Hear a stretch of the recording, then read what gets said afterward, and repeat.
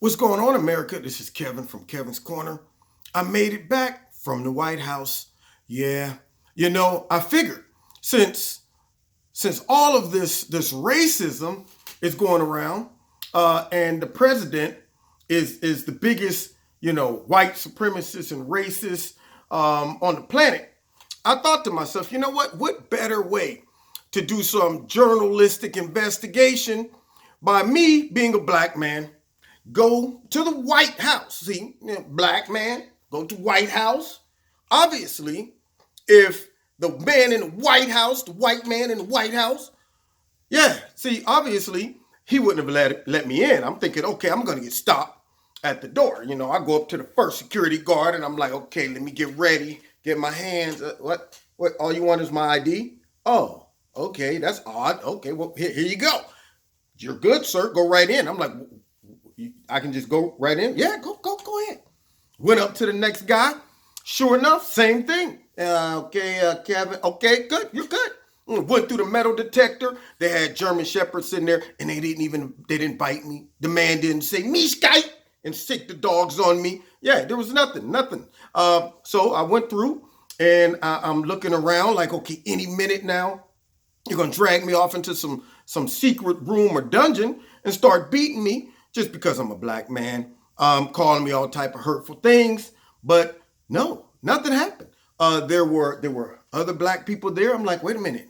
I'm like, how'd y'all get in there? Well, we just came in. We were invited. I'm like, wait a minute. You mean this white nationalist invited you guys to the White House? I mean, come on, be honest, really. Who do you know? No, for real, we was invited. I'm like, this is unbelievable. I mean, to see all of these black people at the White House was amazing to me. And not one of us was called, a derogatory name. None of us were drug off into the middle of the night somewhere. President Trump didn't come out and look down at us with his nostrils flared like he smelled some dookie. No. He came out and he embraced the whole crowd. And not only did he embrace the crowd, and see, this is the type of stuff that you won't see in mainstream. And it's really sad because a lot of Americans are missing out on how great of a president we have. He was so relatable to everybody in there, and everybody was in there cheering. They were happy to have the president fighting on our behalf. They were supporting his policies. And then he brought out another recipient of the new Prison Reform Act. Another lady, she was in prison for 15 years. I got some footage. I'm going to upload it. She was in prison for 15 years. And of course, she was there with her and her daughter and her granddaughter. And it was beautiful. And I'm thinking to myself, wait a minute, whoa. Why would this white nationalist release this black woman? I mean, if he's still racist, you would think he'd say keep many of these black people off the streets as we can. That's all I'm saying. I mean, I'm thinking like they're all faking it. I'm sure she has shackles on her feet that we can't see. And yeah, as soon as she get done, they're like, all right, take her back to jail. But no.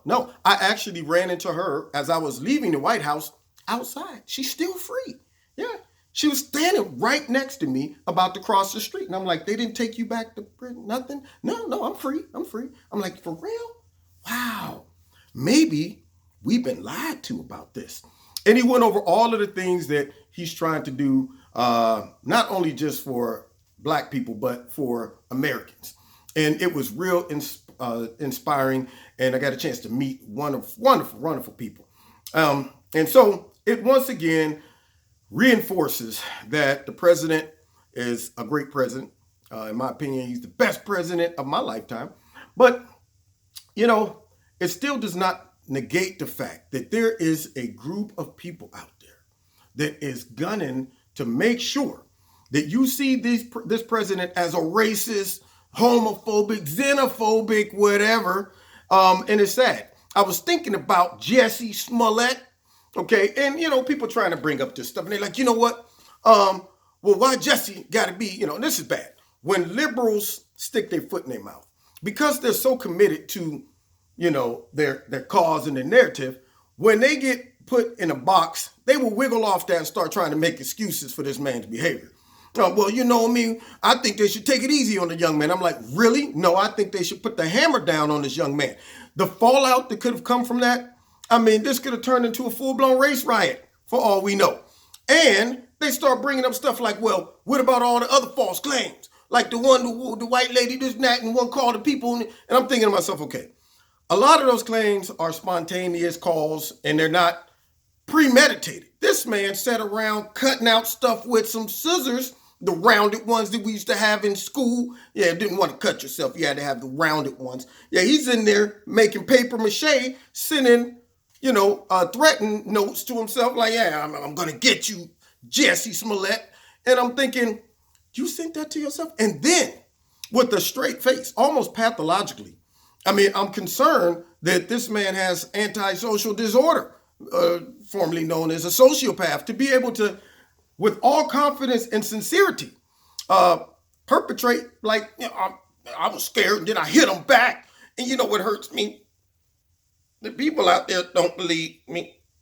Y'all getting this right? People don't believe me. And then I hear today, the man goes back on the set of Empire and makes a speech to all his cast members like, y'all got to believe me. I'm serious, man. Y'all got to trust me. I swear to God. And I'm thinking, what was going through their mind as they're sitting there listening to this man give another performance, basically? But it's sad. Now, I find some things very odd because, see, that behavior is encouraged by liberals, Democrats, and the media, who's trying to act like, no, we were measured. We didn't jump right in. They jumped in. And what kills me is I find it odd that you take people like Cory Booker, softcore Booker, and fake Kamala Harris. Yeah, those two, they were the first ones to jump on the lynching thing. Now, they're pushing this big anti-lynching bill that I guess got rejected. And I'm thinking to myself, for what? What is that? That's an unnecessary bill.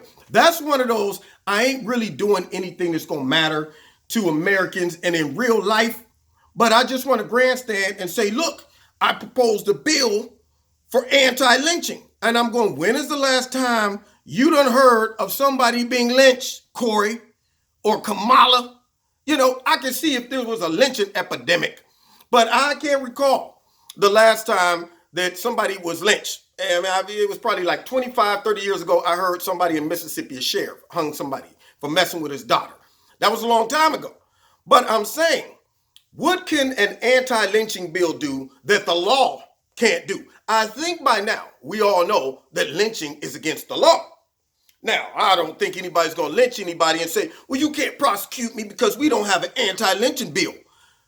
You're going to get the same results, whether you got an anti-lynching bill or you got the law. Okay, so for them to push a bill just so they can say my name is on a bill and further push identity politics into our society by creating this bill that's outdated, unnecessary, and the law should cover it, it's unnecessary. And it keeps Americans in the mind frame of segregation, oppression, victimization, all of that stuff. That's all it does, to have a stupid bill. Yeah. And their bill didn't get passed. And it's just kind of ironic that their bill didn't get passed, and then all of a sudden, Jesse, who's friends with them, comes up like, man, they almost lynched me. And the first thing Kamala and Cory do is, this was like a modern day lynching. You need to encourage your other representatives to support the anti-lynching bill. Ding! I'm going, And I ain't saying that they inspired, I'm just saying. It's just kind of ironic. I'm just thinking out loud. Like, maybe they accidentally mentioned it while they was having tea and crumpets, and Jesse might have heard it and been like, note to self, my good friend Kamala and Cory wants this bill to pass. I'm just saying. So don't take that to law. Don't run out. Kevin said to Kamala and them. No. But I'm just saying. Anyway, so the White House was wonderful. I had a great time. I'm going to be posting some clips and some videos from the trip. I hope you enjoy them. And I'm going to tell you, I wanted to get my hands around the president, but he was swamped. It was a little more convoluted than I expected. It was thick, and they had him behind this rope, and everybody was reaching, and Mr. President, get sign this, And I didn't want to go back to my old football days where I just start running through them like Charlie Brown with the hand out like this. It was a couple elderly people too. So I had to, mind my manners. But I got some real close-up shots. He was just very personable. He shook some hands and everything. And so I'm going to be posting some pictures. Anyway, so this week coming up, we're back 7:30, Kevin's Corner live on YouTube and also on my live radio blog talk show. Don't forget to hit like, share, and subscribe. Check me out on Facebook. Check me out also on the Twitter. And if you want to support Kevin and Kevin's Corner, there's a link in the bottom to do that. Don't forget to hit like, share, subscribe, and the notification button. And if you got time to kill, if they don't demonetize my video, watch the commercials. That helps us. That supports us.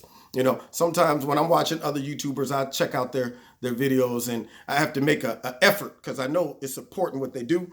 You know, and I'm good unless they give me like a 3-minute commercial. Then I'm like, dude, I love you, but I'm not going to watch a 3-minute commercial. I'm sorry. You know, man. But, you know, if it's a short commercial, I'll watch it because I know that helps them with their cause. And then finally, check out Extreme Tees. The link is in the bottom of this video. You put my name in the promo code and you will get a 20% discount on all of their clothing. All right, so we'll see you next time in Kevin's Corner. God bless you.